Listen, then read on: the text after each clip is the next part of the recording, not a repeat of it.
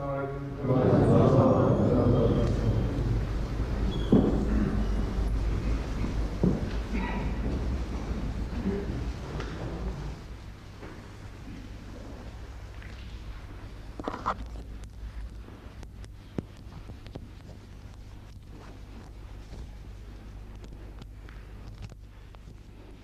علیکم ورحمۃ اللہ۔ آج رمضان کا پہلا روزہ ہے، انگلستان میں بھی اور پاکستان میں بھی آج ہی ہو رہا ہے، اور درس کا پہلا دن ہے۔ پچھلے سال سورہ آل عمران کی آخری 2 آیات درس سے رہ گئی تھیں، آج انہیں سے شروع کریں گے انشاءاللہ۔ ایک تو تاخیر کے متعلق میں گزارش کر دوں، 11:30 بجے ہم نے لنک اپ کرنا ہوتا ہے سیٹلائٹس کے ساتھ، پروگرام میں چند منٹ اس میں لگ جاتے ہیں، تو اس لیے انہوں نے مجھے کہا تھا کہ 5 منٹ تک ہم اطلاع دیں گے، پھر اطلاع آئی ہے تو میں آیا ہوں۔ کل سے بھی اسی طرح ہوگا، چند منٹ روزانہ دیر سے ہوا کرے گا۔ اعوذ باللہ من الشیطان الرجیم، بسم اللہ الرحمن الرحیم۔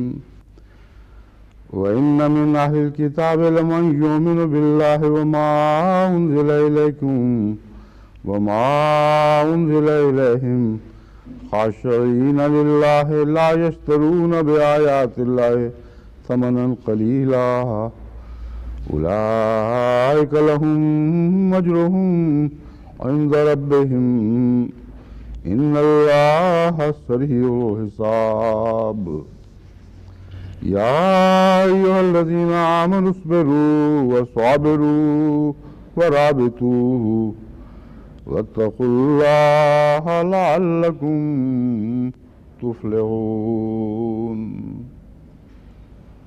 آل عمران آیات 200 اور 201۔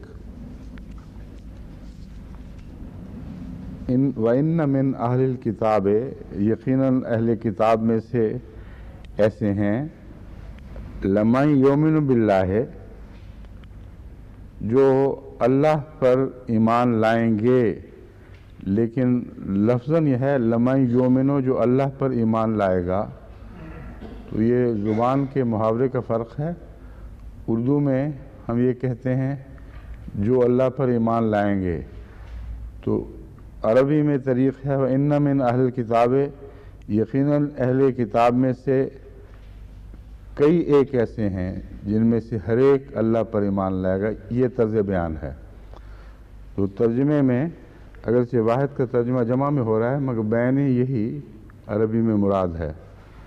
وَإِنَّ مِنْ أَهْلِ الْكِتَابِ، یقیناً اہل کتاب میں سے ایسے بھی ہیں کہ جو اللہ پر ایمان لائیں گے، یہ لفظی ترجمہ ہے جو اللہ پر ایمان لائے گا، وَمَا أُنزِلَ إِلَيْكُمْ، اور جو تم پر اتارا گیا، وَمَا أُنزِلَ إِلَيْهِمْ، اور جو ان کی طرف اتارا گیا، خاشعین للہ، اللہ کے حضور عاجزی اختیار کرتے ہوئے، لا یشترون بآیات اللہ ثمنا قلیلا، وہ اللہ کی آیات کے بدلے حقیر مال قبول نہیں کرتے، حقیر قیمت قبول نہیں کرتے۔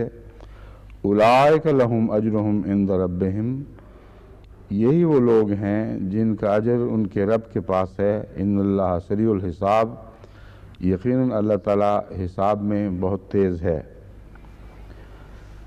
یہاں جو خاص قابل ذکر امور ہیں، میں ان کا بعد میں ذکر کروں یا پہلے جو پرانی تفاسیر ہیں اور جو لفظوں کی عربی کی بحث ہے اس کو اٹھاؤں؟ کیوں جی، کیا طریق رہا ہے؟ حل لغات وغیرہ ہے، ٹھیک ہے۔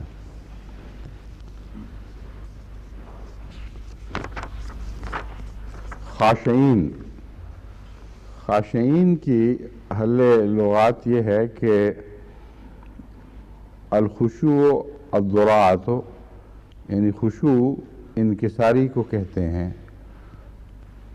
بس سوال یہ ہے کہ خشوع اور الضراع میں فرق کیا ہے؟ حضرت امام راغب کے نزدیک اکثر ما یستعمل الخشوع فی ما یوجد علی الجوارح ہے، خشوع کا اکثر استعمال جوارح کے لیے ہوتا ہے، یعنی اعضاء کے لیے، بدن کا جھکنا، رکوع میں چلے جانا، سجدے میں گر جانا، یہ بدنی حرکات جو خدا تعالیٰ کے حضور عاجزی کا اظہار کرتی ہیں، ان کو بالعموم عربی میں خشوع سے بیان کیا جاتا ہے۔ الضراعۃ اکثر ما تستعمل فیما یوجد فی القلب، اور حضرت امام راغب کے نزدیک ضراعت کا لفظ زیادہ تر دل کی کیفیات پر استعمال ہوتا ہے، اور روح کا سجدہ، طبیعت میں، مزاج میں انکساری اور عاجزی۔ اذا ضرع القلب خشعت الجوارح، یعنی دوسرے لفظوں میں یہ کہہ سکتے ہیں کہ جب دل میں تضرع پیدا ہو تو اعضاء پر خشوع طاری ہو جاتا ہے، یعنی دل کا تضرع اعضاء کے خشوع میں بدل جاتا ہے۔ بعض نے اس کا برعکس بھی معنی لیا ہے، مثلا النہایۃ لابن الاثیر میں برعکس بات لکھی ہوئی ہے، اقرب الموارد سے ہم نے یہ لیا ہے، اور الخشوع فی الصوت والبصر کالخضوع فی البدن، جو آواز کا خشوع ہے اور نظر کا خشوع، یہ ایسا ہی ہے جیسے بدن کا خضوع، یعنی بدن میں خضوع اور نظر وغیرہ کے لیے خشوع کا لفظ استعمال کیا ہے۔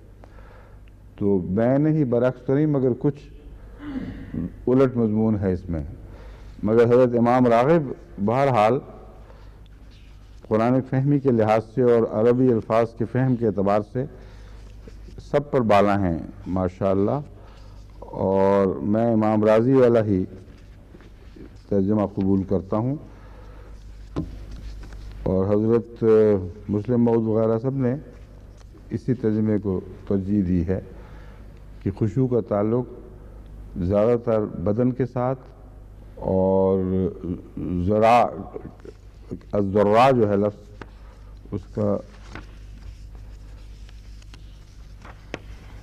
اس کو نظران خضوع کا تعلق زیادہ تر دل کی حالت سے ہے۔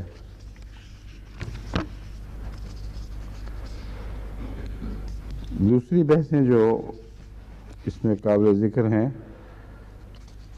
وہ یہ ہیں کہ یہ کون لوگ ہیں جن کا ذکر ہو رہا ہے۔ اس سلسلے میں بہت سے مفسرین نے بعض معین نام بھی بیان کیے ہیں، بعض نے تعداد بھی لکھی ہے کہ وہ کون لوگ تھے، لیکن ایک بیچ میں ایسا مسئلہ ہے جو سمجھائے بغیر آپ کو بات سمجھ نہیں آئے گی کہ یہ لوگ کیوں اس قسم کے اختلاف کر رہے ہیں، معین کرنے میں کیا دقت پیش آ رہی ہے۔ وہ یہ کہتے ہیں، یعنی سوچنے والے، کہ اہل کتاب تو وہ ہیں جو پہلے کتاب پر ایمان لاتے ہیں، پھر وہ قرآن کریم فرما رہا ہے کہ تم پر بھی ایمان لائیں گے، یعنی وہ جو اتارا گیا تم لوگوں کی طرف، یعنی اللہ کے رسول کی معرفت جو آیات تمہاری خاطر نازل کی گئی ہیں ان پر بھی وہ ایمان لائیں گے۔ وما انزل الیکم، پھر بعد میں یہ جو فرما دیا وما انزل الیہم، اور جو ان پر اتارا گیا، تو یہ کیا قصہ ہے؟ تین امکانات پیدا ہوتے ہیں۔ اول یہ کہ ایسے اہل کتاب مراد ہیں جو ایمان نہیں لائے، ان معنوں میں کہ شامل ہو کر باقاعدہ مسلمانوں کی جماعت میں داخل نہیں ہوئے، لیکن ان کی قلبی کیفیت ایسی ہے کہ وہ فی الحقیقت ایمان لاتے ہیں، اور جو کچھ بھی ان پر کتاب پہ اتارا گیا اس پر تو ایمان لاتے ہی ہیں، لیکن انزل الیکم یعنی وما انزل الیکم پر بھی ایمان لاتے ہیں، وما انزل الیہم، دوبارہ ان کا ذکر وما انزل الیہم کر کے گویا ان کی مستقل وابستگی تو اہل کتاب سے کر دی گئی، مگر یہ بھی بیان کر دیا گیا کہ اہل کتاب سے وابستہ رہتے ہوئے بھی وہ حضرت اقدس محمد رسول اللہ صلی اللہ علیہ وآلہ وسلم پر ایمان میں کامل ہیں، خاشعین للہ، وہ خدا کے حضور جھکتے ہیں۔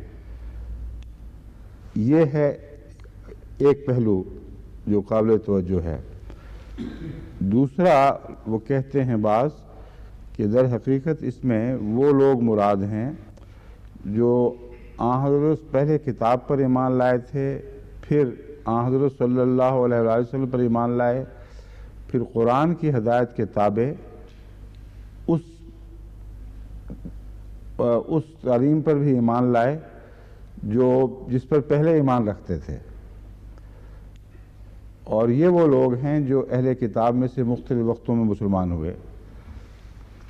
ان کی تفصیل بیان کرتے ہوئے مفسرین نے جو لکھا ہے وہ میں آپ کے سامنے پڑھ کے سنا دیتا ہوں۔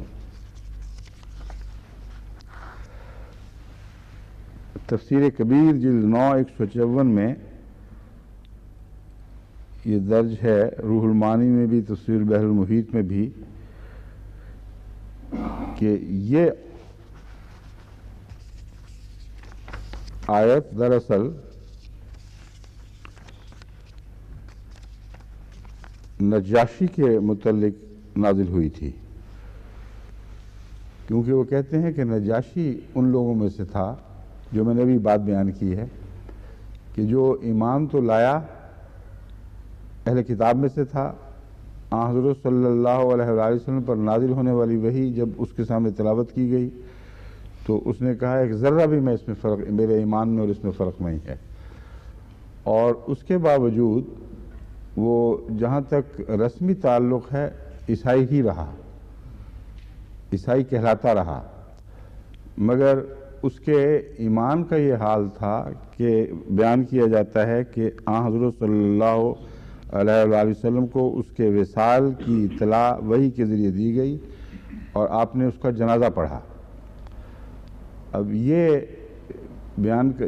موقف اختیار کرنے والے مفسرین کہتے ہیں کہ اصل اس کی شان نزول یہ ہے کہ جب آن حضور صلی اللہ علیہ وآلہ وسلم نے جنازہ پڑھا تو مشرکین نے اعتراض کیا اور دوسروں نے بھی کہ یہ ایک ایسا رسول ہے کہ نہ اس کا منہ دیکھا جو نجاشی کا، اور نہ گویا فی الحقیقت وہ ایمان لایا تھا، وہ تو عیسائی ہی رہا تھا، اس کے باوجود اس کا جنازہ پڑھ لیا ہے۔ تو مفسرین کہتے ہیں کہ اس کے جواب میں یہ بتانے کے لیے کہ نجاشی کا جنازہ کیوں پڑھا گیا، یہ آیت نازل ہوئی۔ یہ وہی جو شان نزول کا شوق رکھنے والے بعض آیات کو محدود کر کے ایک ہی جگہ باندھ رکھتے ہیں، یہ ان کا موقف ہے، مگر یہ واقعہ اپنی جگہ اپنی ایک شان رکھتا ہے، اور اس آیت کے مفہوم میں وہ بھی داخل ہو سکتا ہے، مگر یہ کہنا کہ محض نجاشی کی خاطر یہ آیت نازل ہوئی یہ درست نہیں۔ چنانچہ بہت سے دوسرے مفسرین اس موقف کو قبول نہیں کرتے اور وہ بعض اور لوگوں کی نشاندہی کرتے ہیں، ایک کی بجائے کچھ زیادہ کی نشاندہی کرتے ہیں۔ ابن جريح اور ابن زید کے نزدیک یہ آیت عبداللہ بن سلام اور ان کے ساتھیوں کے بارے میں نازل ہوئی،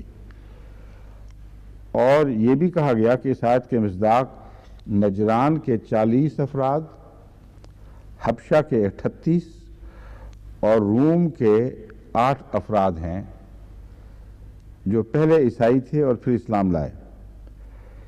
یہ دوسرے طبقے کے لوگوں نے ایک شخص سے اس آیت کے مضمون کو باندھنے کی بجائے ان افراد پر عام کیا، مگر ابھی بھی مخصوص لوگ ہیں۔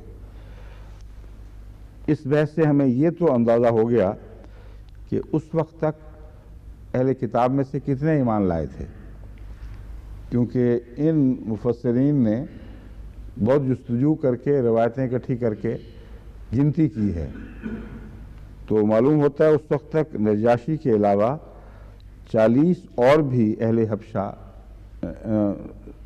نجران کے 40 نہیں، نجران کا جو وفد آیا تھا یاد ہے آپ کو، جس میں حضرت صلی اللہ علیہ وآلہ وسلم سے مناظرہ ہوا اور پھر بعد میں مباہلے کا چیلنج دیا گیا۔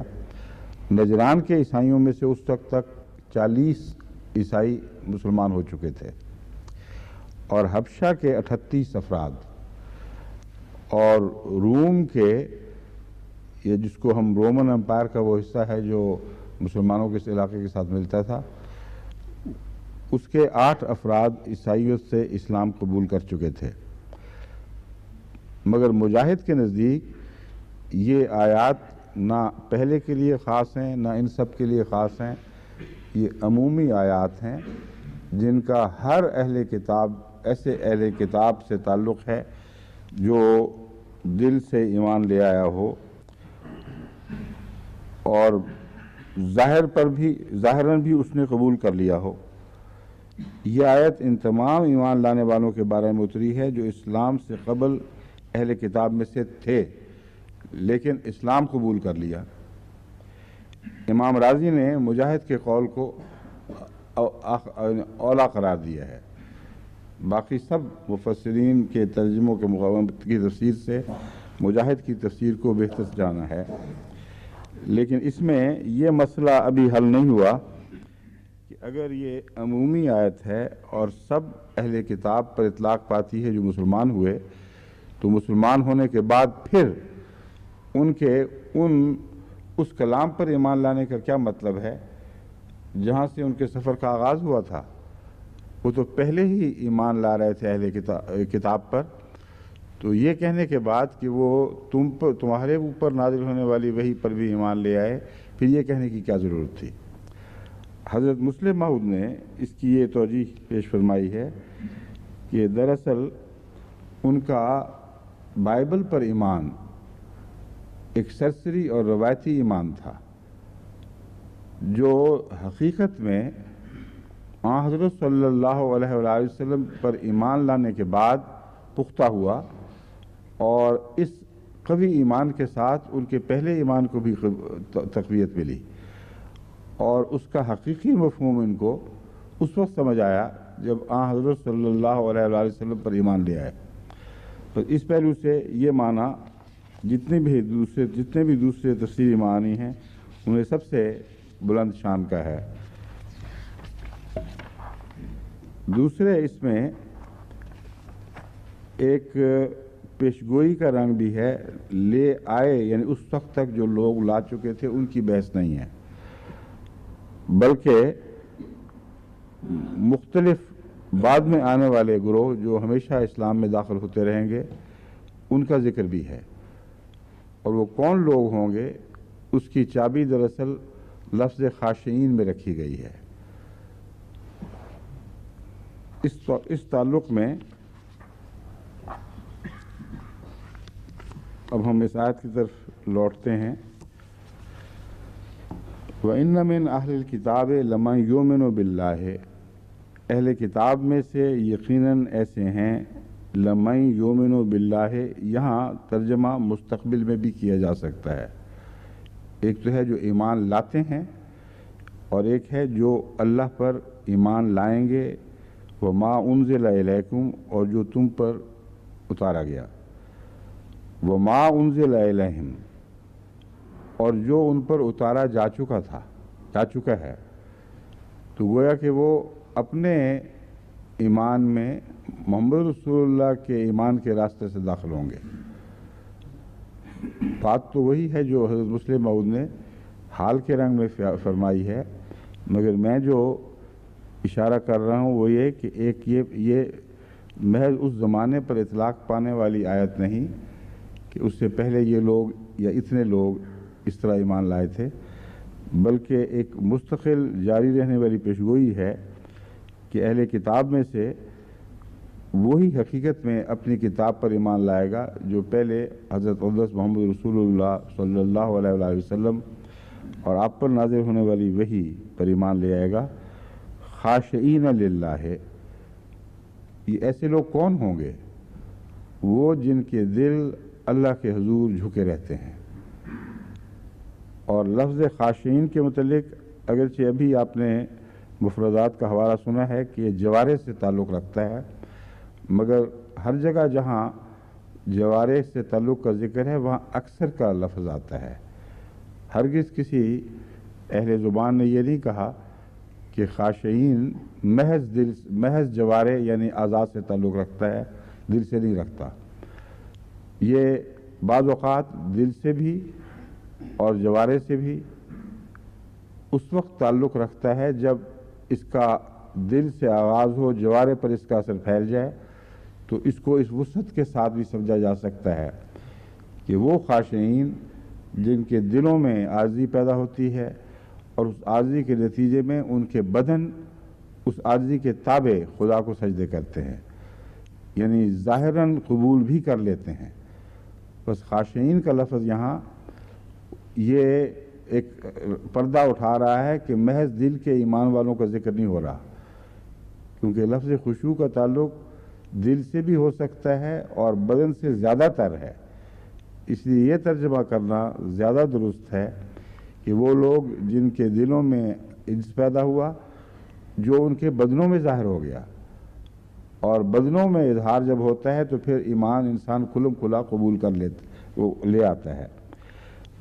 اور ان کی ایک اور صفت بیان فرمائی، لا یشترون بآیات اللہ ثمنا قلیلا، وہ لوگ حقیقت میں جرأت کے ساتھ ایک مسلک کو چھوڑ کر دوسرے کو قبول کرنے کے اہل ہوتے ہیں، جو خدا تعالیٰ کے نشانات کو ادنا فائدوں پر قربان نہیں کیا کرتے، اور ایمان لانے کی قیمت دینی پڑتی ہے۔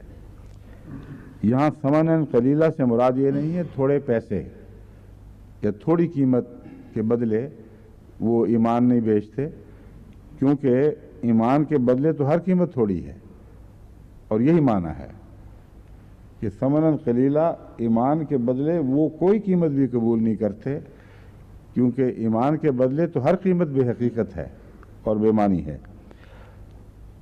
بس ایسے وہ لوگ ہیں جو یہ جرأت رکھتے ہیں، کیونکہ ان کو قربانیاں دینی پڑیں گی، ان کو بہت سے، یہ نہیں کہ وہ صرف آیات کا سودا نہیں کرتے، مراد یہ ہے کہ جو ان کا ہے جب یہ خطرہ پیدا ہو کہ ان کا نہیں رہے گا، جو ایسے ماحول میں رہتے ہیں جہاں عین ممکن ہے کہ ان سے سب کچھ چھین لیا جائے، وہ محفوظ رکھنا بھی تو ایک قیمت ہے۔ اور یہ واقعات آئے دن ہمیں احمدیت کی اس نئی تاریخ میں جو پرانی تاریخ کا اعادہ ہے ملتے ہیں۔ بکثرت احمدیوں پر یہ دباؤ ڈالا جاتا ہے کہ ہم تم سے یہ مال دولت چھین لیں گے، جائیدادوں سے آگ کر دیں گے، اور کئی ایک ہیں جو ڈر کر خاموش ہو جاتے ہیں۔ تو انہوں نے قیمت قبول کی ہے، بظاہر باہر سے پیسے نہیں لیے، مگر ان کو ایک قیمت ملی ہے اپنا ایمان بیچنے کے نتیجے میں کہ اپنی جائیدادوں سے محروم نہیں کیے گئے۔ تو یہ ابتلا ہے جس کی طرف اشارہ ہے کہ ایسے لوگ جن کا دل خدا کے حضور جھک چکا ہو، جن کے اعضاء اور جوارے خدا کے حضور جھک چکے ہوں، ان کے نزدیک پھر کوئی قیمت بھی کافی قیمت نہیں رہتی ایمان کے سودے کے لیے۔ اولئک لہم اجرہم عند ربہم، یہی وہ لوگ ہیں جن کا اجر ان کے رب کے پاس ہے، یعنی یقینی طور پر محفوظ ہے۔ ان اللہ سریع الحساب، یقیناً اللہ تعالیٰ حساب میں بہت جلدی کرنے والا ہے۔ اب یہ سریع الحساب کا لفظ پہلے بھی ہمارے عام ترجمہ قرآن کی کلاس میں آیا تھا، وہاں میں نے اس کی وضاحت کی تھی کہ بعض دفعہ موقع ایسا لگتا ہے کہ جیسے بہت دیر کی بات ہوگی، اور اللہ تعالیٰ لفظ سریع الحساب استعمال فرماتا ہے اپنے لیے، تو بظاہر مضمون میں تضاد دکھائی دیتا ہے۔ اگر یہ معنی لیے جائیں کہ ان کا اجر ان کے رب کے پاس محفوظ ہے، مرنے کے بعد، قیامت کے بعد جب وہ جی اٹھیں گے دوبارہ یا اٹھائے جائیں گے تو ان کو اجر ملے گا، تو سریع الحساب سے اس کا کیا تعلق ہوگا؟ سریع الحساب تو ہے جو آنن فانن حساب کرنے والا، فوری طور پر وہ فیصلہ کر لیتا ہے حساب کی روح سے۔ اس کے دو معنی نکل سکتے ہیں۔ اول تو سب سے پہلے جو دائمی چیز ہے وہ یہ ہے کہ سریع الحساب کا لفظ جزا دینے میں فوری نہیں ہے، حساب کرنے میں فوری ہے، اور جب حساب ہو جائے تو پھر جزا محفوظ ہو جاتی ہے۔ بعض لوگ کہتے ہیں ہمارا حساب کر دو، پیسے خواہ بعد میں بھی دینے ہوں یہ تو تسلی ہو گئی کہ ہمارا حساب ہو گیا کہ ہاں ہم بخشے گئے ہیں، ہمیں کوئی فکر نہیں ہے۔ اور ایسے موقع پر سریع الحساب کا لفظ آتا ہے جہاں کچھ اندرونی کمپلیکیشنز ہیں جن کو سمجھنا ہر کس و ناقص کا کام نہیں ہے۔ وہ لوگ جن کے دل کی خشیت کے ساتھ تعلق، دل کی تبدیلیوں کے ساتھ جن کا تعلق ہو، اور بعض ان میں سے ایسے بھی ہوں جن کے متعلق کہا نہیں جا سکتا کہ در حقیقت یہ کیا کر رہے ہیں، کتنی قربانی دی ہے، کیونکہ اللہ فرماتا ہے آیات ثمن قلیلہ قبول نہیں کرتے۔ ہر انسان جو مومن ہوتا ہے وہ کچھ نہ کچھ قربانی دیتا ہے۔ ہر ایک کی قربانی کا راز ہر انسان کو معلوم نہیں ہوتا۔ کئیوں کو واقعتاً پیسے دیے جاتے ہیں جو رد کر دیتے ہیں۔ بس یہ جو باریک قربانیوں کی راہیں ہیں، ان کا حساب خدا کے سوا جو عالم الغیب ہے وہ کر ہی نہیں سکتا، اور وہ ساتھ ساتھ ہو رہا ہے، اس کے لیے کسی انتظار کی ضرورت نہیں ہے۔ تو اللہ تعالیٰ فرماتا ہے کہ تو یہ وہ لوگ جو ان حالات سے گزرے ہیں اور سب قربانی کی راہوں سے گزر کر اسلام میں داخل ہوئے ہیں، ان کی کوئی باریک سے باریک قربانی بھی ایسی نہیں جو اللہ کی نظر سے رہ گئی ہو اور اللہ کے حساب سے رہ گئی ہو۔ وہ حساب جاری ہے ساتھ ساتھ اور ہو رہا ہے، جس کا قطعی نتیجہ یہ نکلتا ہے کہ عند ربہم اجرہم عند ربہم، ان کا اجر لازماً اللہ کے پاس ہے، کیونکہ جب حساب ہو گیا تو اس کو تبدیل نہیں کیا جا سکتا، یقینی اجر ہے۔ دوسرا سریع الحساب کا مطلب اگر اس دنیا پر اس کا اطلاق کرنا ہو تو یہ بنے گا کہ ان کو دنیا میں بھی اجر ملے گا، اور اللہ تعالیٰ حساب میں بہت لمبی تاخیر نہیں کرے گا، اور ایسے لوگ جو خدا کی خاطر قربانیاں دیا کرتے ہیں ان کو ضرور دنیا میں بھی جزا مل جاتی ہے۔ اور یہ ایک ایسا مضمون ہے جس کو ہم نے قطعیت کے ساتھ ہمیشہ پورا ہوتے دیکھا ہے۔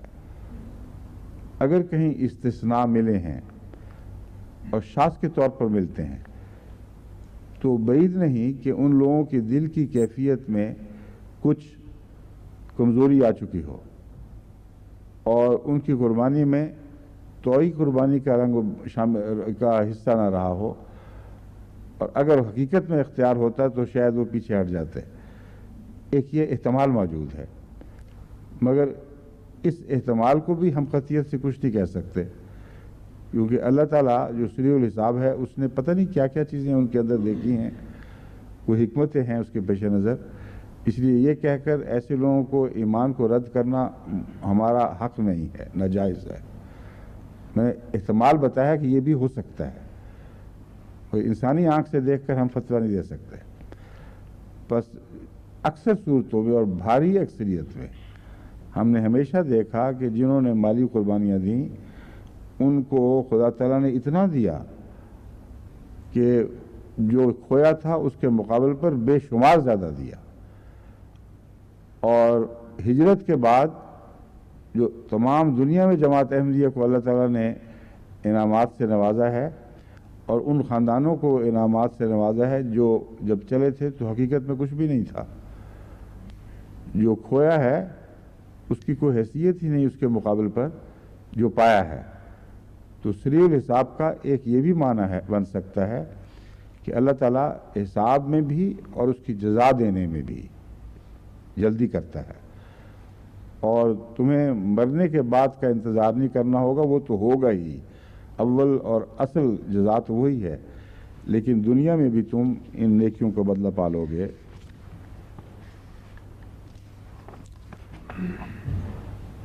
اس سلسلے میں جو مستشرقین کے حوالے ہیں ان میں سے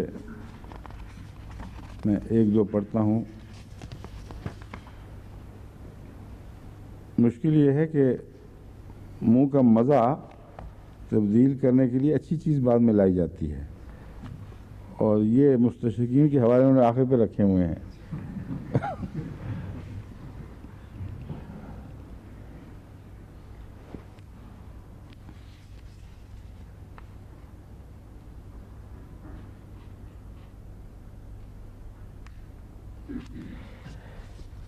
ان سب نے غالباً ان روایات کو قبول کیا ہے جو اس آیت کے کریمہ کے متعلق بیان کرتی ہیں کہ یہ نجاشی کے جنازے سے تعلق رکھتی ہیں۔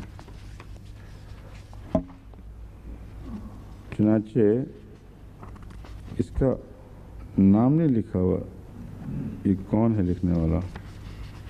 سیل ہی ہے غالباً۔ The persons here meant, some will have to be Abdullah ibn Salam and his companions.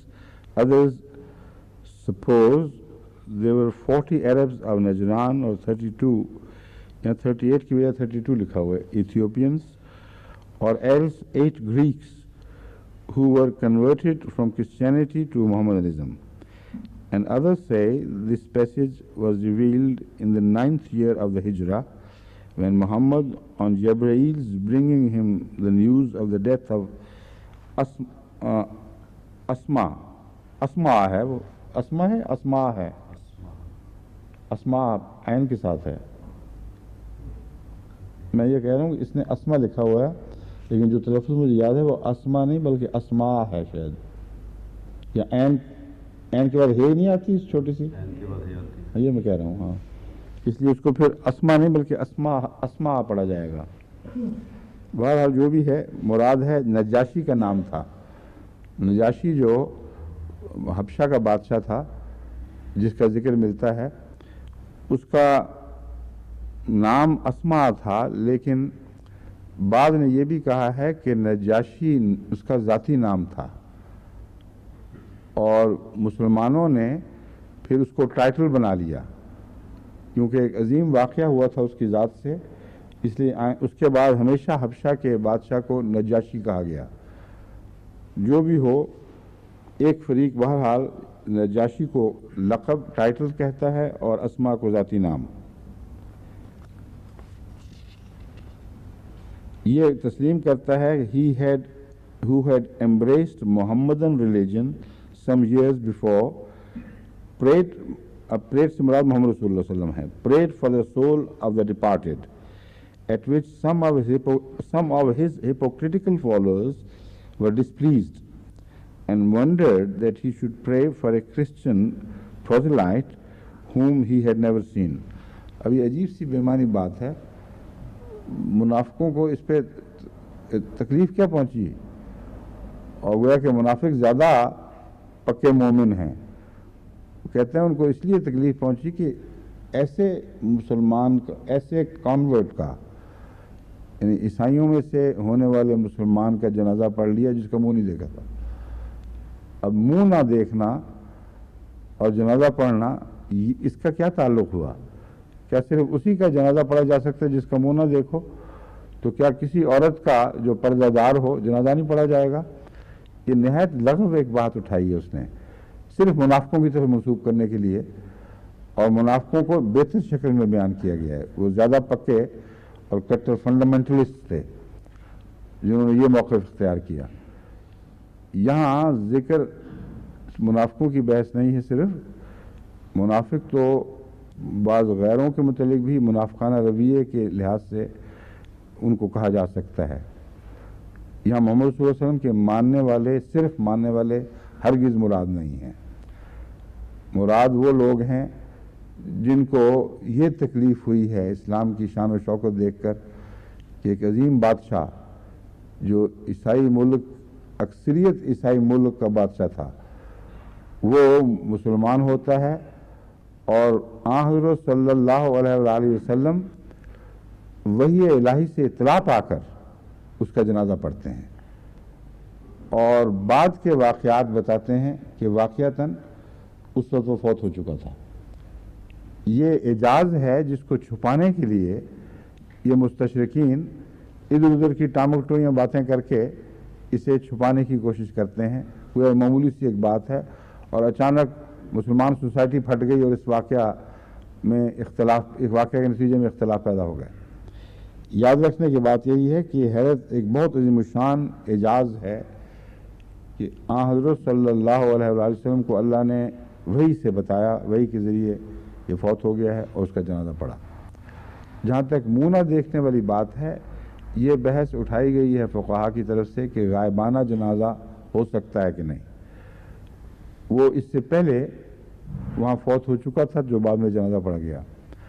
چنانچہ ملک سیف الرحمان صاحب نے جو مجھے ایک مشورہ دیا تھا کہ جنازہ غائب کا رواج کم کریں، اس میں یہ حوالہ بھی دیا تھا کہ نجاشی کا جنازہ تو پڑھا گیا اور ایک اور جنازے کا ذکر کیا کہ وہ بھی پڑھا گیا، مگر یہ عمومی رواج نہیں تھا۔ اس لیے اگر آپ نے شروع کر دیے تو پھر ساری دنیا کی جماعت آپ کے پیچھے پڑ جائے گی اور ہر مرنے والے کے متعلق تقاضے شروع ہو جائیں گے۔ تو منہ نہ دیکھنا مراد نہیں ہے، غائبانہ کی بحث ممکن ہے کسی نے اٹھائی ہو کہ جنازہ تو اس کا پڑھا جاتا ہے جو سامنے ہو، غیب فوت ہونے والے کا جنازہ نہیں پڑھا جاتا۔ اس ضمن میں اب میں آپ کو یہ بھی بتا دوں کہ ملک صاحب کی پیشگوئی سچی نکلی ہے، اور اب ہر فوت ہونے والے کے متعلق تقاضے آتے ہیں، اور یہ اگر شروع کر دیا جائے تو یہ ایک ایسی نئی بدعت بن جائے گی جو سنت حسنہ نہیں رہے گی بلکہ بدعت میں تبدیل ہو جائے گی۔ اس لیے میں ابھی متنبہ کر رہا ہوں سب جماعت کو کہ صرف اطلاع دینا فرض ہے۔ اگر میں نے سمجھا از خود کہ فلاں شخص کا جنازہ غائب ہو جانا چاہیے تو میں خود پڑھا دوں گا، ورنہ اس فتنے کو روک تھام کے لیے جس کے متعلق ملک سیف الرحمان صاحب مرحوم رحمہ اللہ تعالیٰ نے پہلے ہی سے اپنی فراست سے مجھے متنبہ کر دیا تھا، اور میں ان کی بات تسلیم کر چکا تھا، اور انجمن کے سپرد یہ کیا تھا کہ وہ جس کی سفارش کیا کریں معین طور پر، وہ ان کو حق ہے وہ بھیج دیں مجھے سفارش، باقی میں خود فیصلے کروں گا۔ لیکن اب یہ ایسا رواج عام ہو چکا ہے، بلکہ ایسی شرطوں کے ساتھ عام ہو گیا ہے کہ مجھے یہ بھی بتایا جاتا ہے کہ جب ٹیلی ویژن آن ہو اس وقت جنازہ پڑھیں، جب جمعہ پڑھ چکے ہیں تو اس کے ساتھ ملا کر جنازہ پڑھیں، اور گویا جنازہ ایک خود نمائی یا اپنے عزیزوں کی نمائش کا ذریعہ بن گیا، نہ کہ حصول مغفرت کا ذریعہ۔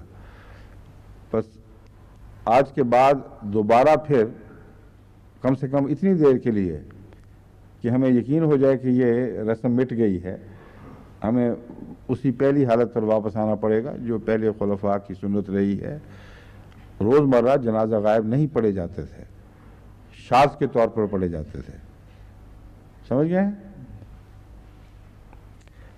بعض دفعہ میں اس وجہ سے از خود استثناء کر لیتا ہوں کہ ایک شخص ہجرت کی حالت میں ہے، واپس جا نہیں سکتا، اس کی والدہ، اس کے باپ یا بہت ہی عزیز لوگ یا وفات پا جاتے ہیں ایسے دردناک حالات میں کہ وہ بچے کو ان کا غائبانہ جنازہ پڑھنا ہے اور غیر معمولی دکھ ہے، اور یا حادثات میں شہید ہو جاتے ہیں یا ویسے شہید ہو جائیں، تو یہ تو ایسی چیزیں ہیں جن کو میں خود استثناء کے طور پر دیکھ سکتا ہوں۔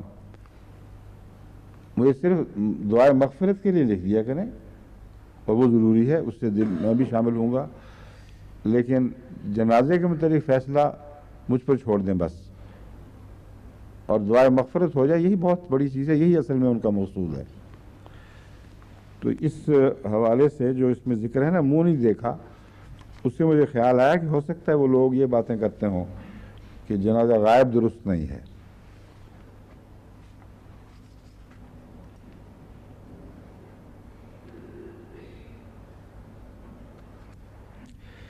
یہ کہتا ہے اس لحاظ سے سیل ایک اور اس کی جو شان نزول ہے وہ یوں بیان کرتا ہے، and accordingly in the 5th year of the Prophet's mission 16 of them, 4 of whom were women, fled into Ethiopia, and among them Uthman ibn Affan and his wife Ruqayya, Muhammad's daughter.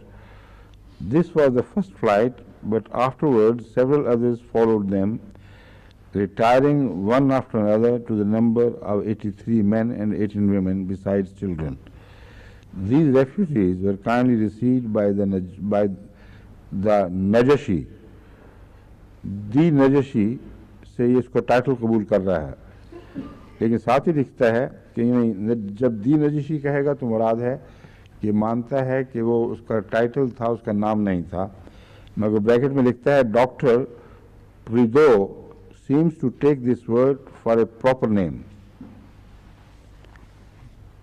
But it is only the title of the Arabs, it is only the title the Arabs give to early king of this country.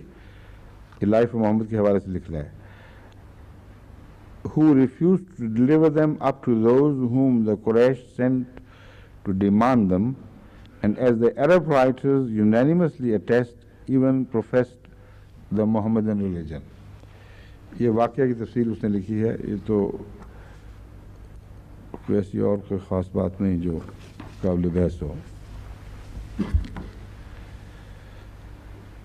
اس کے بعد کی اور سورہ آل عمران کی آخری آیت، یا ایھا الذین آمنوا اصبروا وصابروا ورابطوا واتقوا اللہ لعلکم تفلحون.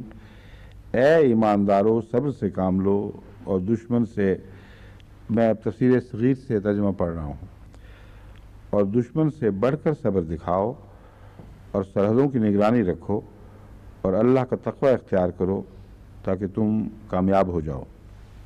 آل عمران آیت 201. یہ بسم اللہ کو شامل کر کے 201 بنتی ہے، کیونکہ ہم بسم اللہ کو پہلی آیت سمجھتے ہیں، ورنہ اکثر دوسرے اس کا نمبر 200 بتائیں گے کیونکہ بسم اللہ کو شمار نہیں کرتے. الصبر، صبر کیا چیز ہے؟ اس کی لغوی بحث یہ ہے، الصبر الامساک فی ضیق، تنگی کی حالت میں رک جانا صبر کہلاتا ہے. اور صبرت الدابۃ حبستها بلا علف، کسی جانور کو چارہ ڈالے بغیر بند کر دینا، یہ صبر کے لفظ سے بیان کیا جاتا ہے. میں نے اپنے جانور کو صبر کروا دیا، مطلب یہ ہے کہ میں نے اس کو بند رکھا اور چارہ نہیں ڈالا. یہ وہ عادت ہے جو بعض دفعہ عربوں میں پائی جاتی تھی، مگر حضرت صلی اللہ علیہ وآلہ وسلم نے اس کو بڑی سختی سے منع فرمایا اور عذاب کی جزا بتائی اگر کوئی ایسا کرے گا.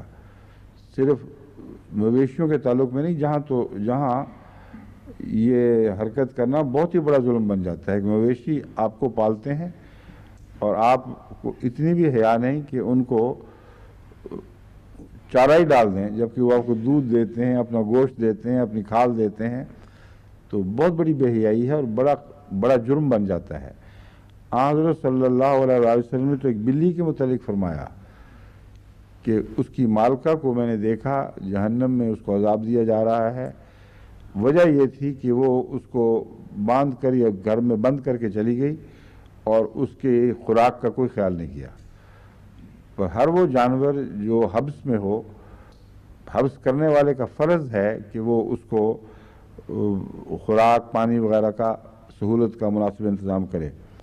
تو صبر کا لفظ ان معنوں میں بھی استعمال ہوتا ہے کہ جانور بیچارہ جو بے زبان کچھ نہیں کر سکتا، اس کو بند کر دیا جائے تو کہیں گے صبرت الدابۃ، میں نے دابہ کو صبر میں مبتلا کر دیا.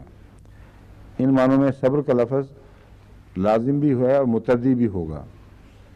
اصبروا و صابروا، صبر کرو اور صابروا، اور ایک دوسرے کے مقابل پر صبر کرو. یہ جو الفاظ ہیں اس کے متعلق آتا ہے احسبوا انفسکم علی العبادۃ وجاہدوا اہواءکم. مفردات امام راغب میں ہے کہ اس کا اعلیٰ معنی اور اصل معنی یہی ہے کہ تم اپنے نفوس کو عبادت پر روکے رکھو، یعنی عبادت سے وہ بدک کر دوسری طرف جانے کی کوشش کریں گے، تم عبادت پر ان کو باندھے رکھو اور قائم رکھو. یہ صبر کا اولین معنی ہے.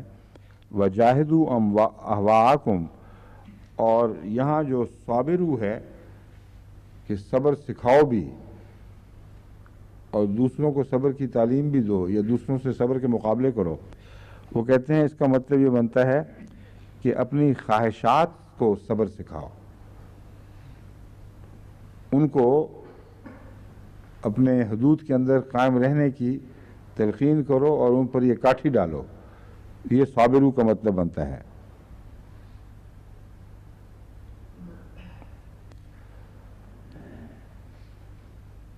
اقرب الموارد میں لکھا ہے صبر الرجل علی الامر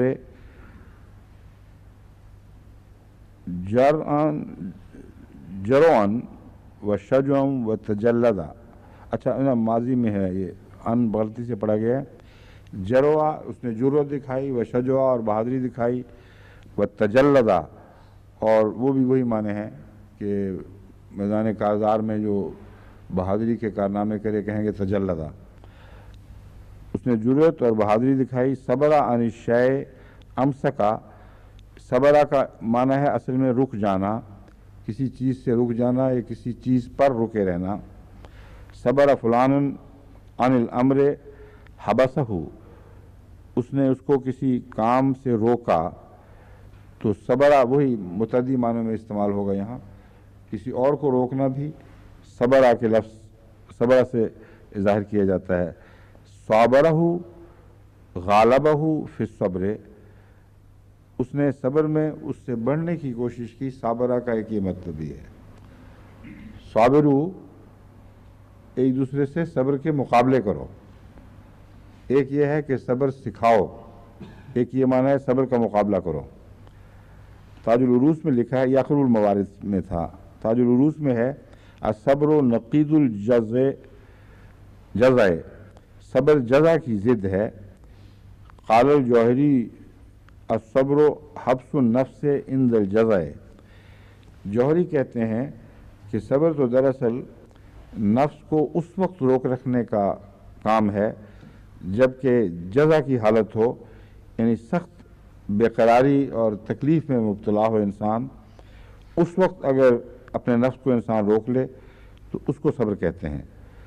ذنون کہتے ہیں الصبر التباعد عن المخالفات، وہ کہتے ہیں مخالفات سے دور رہنے کو، تباعد دوری اختیار کرنے کو، یعنی مخالفات سے مراد ان کی اللہ اور رسول کے احکامات کے برعکس راہ اختیار کرنا ہے.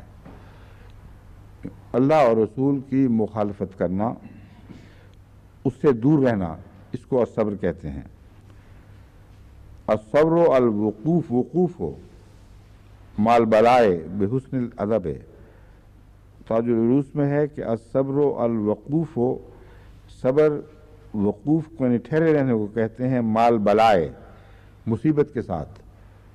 یعنی مصیبت بھی موجود ہے، بھاگتے نہیں، اس مصیبت کی حالت میں قرار پکڑ جاتے ہیں وہیں. بحسن الادب، حسن ادب کے ساتھ اگر انسان ابتلا کو قبول کر لے تو یہ صبر ہے. حضرت صلی اللہ علیہ وآلہ وسلم نے ایک موقع پر ایک بڑھیا کو جو اپنے بیٹے کی موت پر جزا فضا کر رہی تھی، اس کو صبر کی تعلیم دی، اور اس نے آگے سے ایک بدتمیزی کا فقرہ کہا. جب اس کو پتہ چلا کہ رسول اللہ علیہ وسلم تھے تو دوڑی گئی اور معافی مانگی، کہا میں اب صبر کرتی ہوں. اس وقت آپ نے فرمایا صبر اس وقت ہوتا ہے جب فضا کا وقت ہو. یعنی لفظ یہ نہیں تھے مگر مراد یہی تھی. بس یہ جو ترجمہ کیا گیا بالکل درست ہے جس نے بھی مفسر نے کیا ہے کہ صبر غم کے غلبے کی حالت میں ہوتا ہے، تکلیف کے غلبے کی حالت میں ہوتا ہے. اس وقت اگر انسان ابتلا میں سے بچ کے گزر جائے تو اس کو صابر کہیں گے. بعد میں تو صبر آ ہی جاتا ہے. کوئی بھی ایسا نہیں ہے جس کو خدا صبر نہ سکھا دے، یا اس سے پہلے وہ مر جائے تو اس کو ویسے ہی صبر آ جائے گا. مگر وہ صبر جو جزا کے لائق ہے، جس کا قرآن کریم نے غیر معمولی طور پر اللہ کی رضامندی کے قبول کے ذریعے کے طور پر بیان فرمایا ہے، وہ یہی صبر ہے جو غم کے غلبے کی حالت میں انسان کرتا ہے. آگے لفظ ہے رابطو، ربط الفرس، اس میں بھی باندھنے کا مضمون ہے. صبر میں بھی باندھنے کا مضمون ہے، لیکن اپنی ذات کو روکے رکھنا اور کسی حالت کے ساتھ اپنے آپ کو اس وقت باندھ لینا جبکہ وہ حالت دھکے دے رہی ہو اور آپ اسے چمٹے رہیں. یہ دشمنوں کی اظہار ثانی پر جب وہ ایمان کے سودے کرنا چاہتے ہوں مضبوطی سے قائم رہنا صبر کہلائے گا. اس معنی میں کہ تم نے اپنا دامن نہیں چھڑایا، وہ توڑنے کی کوشش کر رہے ہیں لیکن تم اس حالت پہ قائم رہے. اور ربط ہے وہ بھی باہم ملنے کے معنوں میں، ایک دوسرے سے باندھنے کے معنوں میں بھی ہے اور دوسروں کو باندھنے کے معنی میں بھی ہے. اسی لحاظ سے رابطو کا یہ مطلب لیا جاتا ہے کہ سرحدوں پر گھوڑے باندھو. اگرچہ رابطو کا مطلب ہے باندھو، مگر سرحد پر باندھنا یہ موقع محل کے لحاظ سے معنی لیے گئے ہیں یا عربوں کا رواج کوئی ہے جس کی طرف حوالہ دیا گیا ہے. لیکن بعض مفسرین روایت بیان کرتے ہیں بعض صحابہ کی کہ رابطو کو لفظاً لینا درست نہیں ہے. کہتے ہیں ہم کئی غزوات میں حضرت صلی اللہ علیہ وسلم کے ساتھ شریک ہوئے، ہم نے تو کسی غزوے میں بھی یا کسی موقع پر بھی غزوے کے علاوہ جو حالتیں ہیں ان میں بھی مسلمان گھوڑوں کو سرحدوں پر بندھا ہوا نہیں دیکھا. اس لیے یہ ظاہری ترجمہ کرنا جو تاریخ کے خلاف ہے، جو رسول اللہ علیہ وسلم کی سنت اور آپ کے صحابہ کی سنت کے خلاف ہے، وہ کہتے ہیں درست نہیں ہے. کیونکہ یہ جو روایت ہے صحابی کی، یہ واقعتاً کبھی ایسا نہیں ہوا کہ رسول اللہ صلی اللہ علیہ وسلم تو مدینے میں ہوں اور گھوڑے ایران کی سرحد کے ساتھ باندھے گئے ہوں. تو یہ محاورہ ہے سرحد پر گھوڑے باندھنا. واقعتاً گھوڑوں کو سرحدوں پر نہیں باندھا جاتا، نگرانی کی جاتی ہے سرحدوں کی. سرحدوں پر ایسا انتظام کیا جاتا ہے کہ اگر دشمن حملہ کرے تو سرحدوں پر گھوڑوں کو دیکھے، یعنی اتنی مہلت نہ تم دشمن کو دو کہ وہ اچانک حملہ کر بیٹھے اور سرحدوں کو ننگا پائے. تو یہ کام مستعد نگرانی کے ذریعے ہوتا ہے. ورنہ آج کل کی دنیا میں بھی کہیں آپ کو جنگی کاروائیاں ایسی نہیں ملیں گی کہ واقعتاً سب کی سرحدوں پر فوجیں بیٹھی ہوں. وہ فوجوں کو جنگ وہاں میدان سرحد تک پہنچنے کے لیے بڑا وقت درکار ہوتا ہے. کئی مہینے پہلے سے وہ تیاریاں کرتے ہیں تب جا کے پہنچتی ہیں. لیکن دشمن کا بھی یہی حال ہے، وہ بھی فوراً نہیں پہنچ سکتا. نگران بیٹھے رہتے ہیں جہاں وہ ایسی حرکات دیکھیں کہ جس سے پتہ چلے کہ دشمن کے ارادے بد ہیں، پھر اس طرف کی فوجیں بھی آہستہ آہستہ وہاں سرحدوں پر پہنچنی شروع ہو جاتی ہیں. تو یہ فطرت کے خلاف ہے کہ سرحد پر ہر وقت گھوڑے بندھے رہیں. اور گھوڑوں کی یعنی اور آج کل کے زمانے میں آلات جنگ کی حفاظت کے مقصد کے بھی خلاف ہے کہ ہر وقت وہاں بیٹھے رہیں. بس رابطو کا مطلب ایسی نگرانی رکھنا ہے جس کے نتیجے میں دشمن تمہیں کبھی بھی سرپرائز نہ دے سکے. جس سرحد سے وہ حملہ کرے وہاں تمہیں مدافعت کے لیے تیار دیکھے. اس طرح آج کل کے زمانے میں بیماریوں کا علاج کیا جاتا ہے نا، پروفیلیکٹکس دے کے، یا وہ دیتے ہیں ویکسینیٹ کرتے ہیں. وہ یہی گھوڑے باندھنے والا مضمون جو ہے یہ ہے. جب پتہ لگے کہ دشمن آنے والا ہے تب ویکسینیٹ کرتے ہیں. جہاں وبائیں پھیل جائیں وہ فوراً سب کو کہتے ہیں جی لگاؤ اب ٹیکے اس کو، تاکہ جب جراثیم آئیں تو اچھی طرح ان کی خاطر مدارات ہو. ان کو داخل ہوتے ہی پتہ چلے کہ دشمن جو جس علاقے پہ حملہ کر رہے ہیں وہ لوگ مستعد ہیں. یہ نظام جو ہے انسانی بدن کا ہر وقت تیار بیٹھا ہے. تو یہ رابطو کا مفہوم ہے.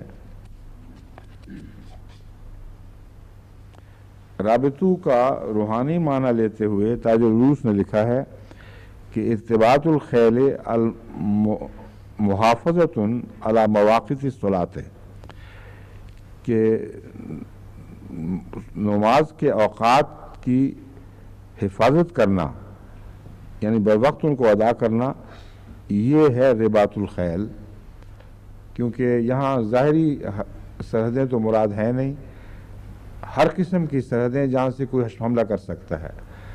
ان معنوں میں شیطان کا حملہ سب سے زیادہ اہم ہے، کیونکہ سب سے زیادہ خطرناک ہے. تو کہتے ہیں نماز کے اوقات کے کناروں پر حفاظت رکھو، یہ نہ ہو کہ کنارہ آ جائے اور تمہاری نماز ہی خطا ہو جائے، قضا ہو جائے. اس لیے انہوں نے یہ معنی بھی لیا ہے. اور چونکہ نماز کے اوقات وقت میں سرحدیں بناتے ہیں، اس پہلو سے یہ ایک لطیف معنی ہے. اور دل سے بھی اس مضمون کا تعلق ہے ربط کا. چنانچہ ربط اللہ علی قلبہ کا مطلب ہے اللہ نے اس کے دل کو مضبوط کیا. المجد نے یہ لکھا ہے. امام راغب نے بھی یہ معنی قبول کیے ہیں. کہتے ہیں ربط علی القلب، کہ کسی کے دل کو مضبوط کرنا اور اسے استقلال بخشنا، یہ ربط کا معنی ہے. وَرَبَطْنَا عَلَىٰ قُلُوبِهِمْ، قرآن کریم کی آیت کا حوالہ دیتے ہیں کہ ہم نے ان کے دلوں کو باندھ دیا مضبوطی سے. تو ربطنا کا مطلب ہے ان کو اکٹھا سمیٹ دیا، ان میں انتشار نہ پیدا ہو.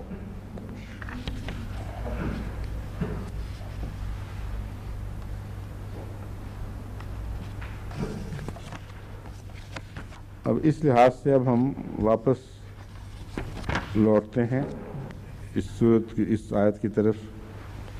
جیسے کہ میں نے بیان کیا، یہ آل عمران کی آخری آیت ہے. یا ایھا الذین آمنوا اصبروا وصابروا ورابطوا. اس کا جو ظاہری معنی ہے جو ابھی بیان ہوا ہے کہ ایسی تکلیفیں جو دشمن کی طرف سے ہوں، ایسے خطرات جو واقعتاً سرحدوں سے وابستہ ہوں، یعنی دشمن کے حملوں سے تعلق رکھتے ہوں. اس پہلو سے جب ہم اس کا ترجمہ کریں گے تو اس صورت کے آخر پر رکھنے کا مقصد یہ ہے کہ اس سے پہلے 3 بڑے غزوات کا ذکر گزر چکا ہے. جنگ بدر کا، جنگ احد کا، اور حمراء الاسد کا. اور بعض اشارے ایسے وضاحت کے ساتھ ہیں جس سے پتہ چلتا ہے کہ آئندہ بھی دشمن کی طرف سے خطرات درپیش ہوں گے. تو یہ ان تمام مواقع پر جب دشمن سے مسلمان برسر پیکار ہوئے، اللہ تعالیٰ نے غیر معمولی ان کی حفاظت فرمائی. مگر اس میں یہ مضمون بھی داخل تھا کہ حضرت صلی اللہ علیہ وآلہ وسلم ہمیشہ نگرانی فرماتے تھے اور ٹول لیا کرتے تھے کہ دشمن کے کیا ارادے ہیں. اور یہ رباط کا نظام حضور صلی اللہ علیہ وآلہ وسلم پہلے سے جاری فرما چکے تھے. یعنی عملاً گھوڑے اس طرح تو نہیں باندھے گئے، مگر ہر وقت کی خبر رکھتے تھے. چنانچہ اس صورت میں مسلمانوں کو یہ بھی متنبہ کیا گیا کہ سرحدوں پر اس طرح نہ کھڑے ہو کہ دشمن تمہیں دیکھ لے، اور وہ بھی متنبہ رہے. چنانچہ منع فرمایا کہ ایسے لوگوں کو دوست نہ بناؤ جو تمہارے راز لینا چاہتے ہیں، اور تمہارے راز لے کر وہ تمہارے خلاف استعمال کریں گے، کیونکہ تمہارے بہی خواہ نہیں ہیں، وہ تمہارا برا چاہتے ہیں. تمہیں تکلیف پہنچے تو ان کو خوشی ہوتی ہے. بس سرحد پہ گھوڑے باندھنے کا یہ دوسرا معنی بھی بیان ہو گیا اسی صورت میں کہ تم لوگ دشمن کی حرکتوں پر نگاہ رکھو، باریک نظر رکھو. اور لا تجسسو کا یہ مطلب ہرگز نہیں ہے کہ دشمن کی نگرانی نہ کرو. لا تجسسو کا تمہاری اپنی سوسائٹی سے تعلق ہے، جہاں حسن ظن ہے جو تمہاری سوسائٹی کو تقویت دے گا اور رباط پیدا کرے گا. وہاں اگر تم نے تجسس کیا تو رباط سے تو یہ مضمون ٹکرا جائے گا. اس لیے تم اپنی سوسائٹی میں حسن ظن سے کام لو، اور جہاں تک غیروں کا تعلق ہے ان پر نظر رکھو باریکی سے، کیونکہ وہ دشمن ہیں، وہ ہر وقت تمہاری برائی کی باتیں سوچ رہے ہیں. اس پہلو سے ہماری جماعت کو زیادہ ہوشیار رہنا چاہیے. یہ درست ہے کہ اللہ تعالیٰ بسا اوقات دشمن ہی کی بعض غلطیوں سے ہمیں متنبہ فرما دیتا ہے کہ یہ کیا سوچ رہے ہیں اور کیا اسکیمیں بنا رہے ہیں.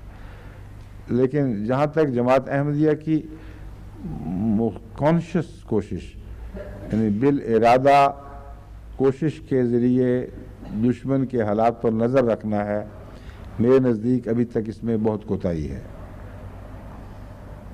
ایک ایسا نظام ہے جس کے ذریعے ہمیں خود بخود اللہ کی طرف سے خبریں مل جاتی ہیں، وہ یہ ہے کہ ہر احمدی جو کچھ ہو رہا ہے اس کے متعلق لکھتا رہتا ہے، اور ان خطوط میں ایک عام پڑھنے والے کے لیے تو کوئی خاص دلچسپی نہیں ہوگی، مگر جب ہر جگہ سے مختلف خط آتے ہیں اور ایک ہی قسم کی بعض حرکتیں بیان کرتے ہیں تو ان کے اجتماعی تاثر سے ہم فائدہ اٹھا لیتے ہیں۔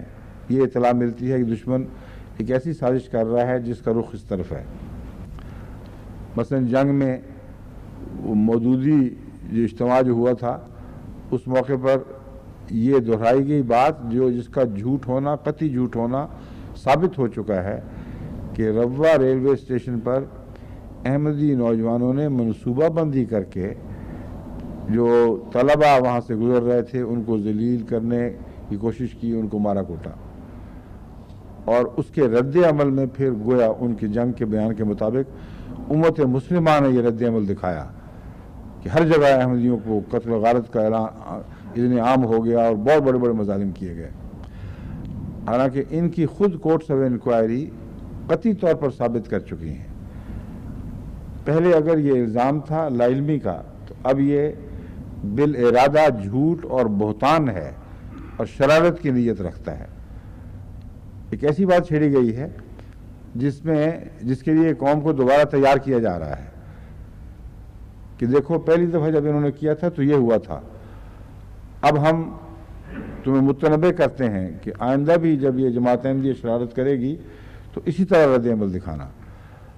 اور ثابت شدہ حقیقت کیا ہے؟ ثابت شدہ حقیقت یہ ہے کہ جماعت احمدیہ نے نہیں بلکہ ان موجودی جماعت اسلامی کے طلباء نے اور کچھ ان کے ساتھ دوسرے طلباء نے جو اس وقت کی حکومت کے زیر اثر تھے مل کر سازش کی تھی، اور اس سازش کے ثبوت قطعی طور پر میں پہلے اپنے بعض خطبات میں بیان بھی کر چکا ہوں، ان کو دہراتا نہیں، مگر میں یہ بتا رہا ہوں کہ کس طرح ہمیں مختلف جگہوں سے آنے والی اطلاعیں ایک سازش پر مطلع کر دیتی ہیں، مگر بالارادہ کوشش سے کوئی نظام جاری نہیں ہے۔